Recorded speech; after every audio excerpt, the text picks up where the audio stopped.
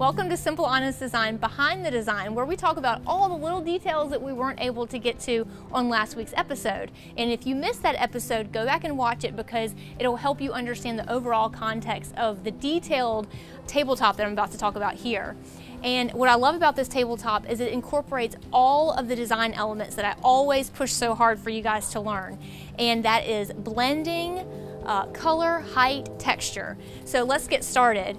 This table has a brown color to it, which corresponds with these little stripes in the chairs. The chairs are dark, but they have the color of the table in them, so I feel like they blend really well.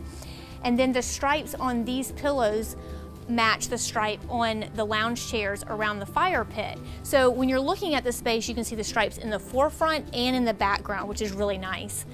And then we put the tray in the middle of the table, and we always want to group items in threes or in odd numbers. And in this case, we did use 3.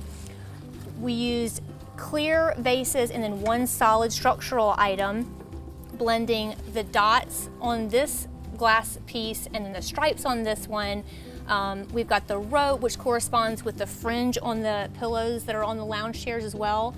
And then our pop of color are these huge fronds, which I know they seem like they're really oversized, but I love how big they are and how they'll look in photographs will be really nice. Not super practical for sitting around the table on a windy day, but they're great for this.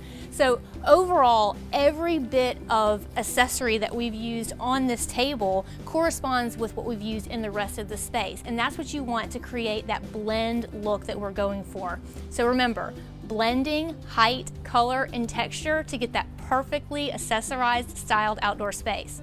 So we'll see you next time on another episode of Simple Honest Design Behind the Design.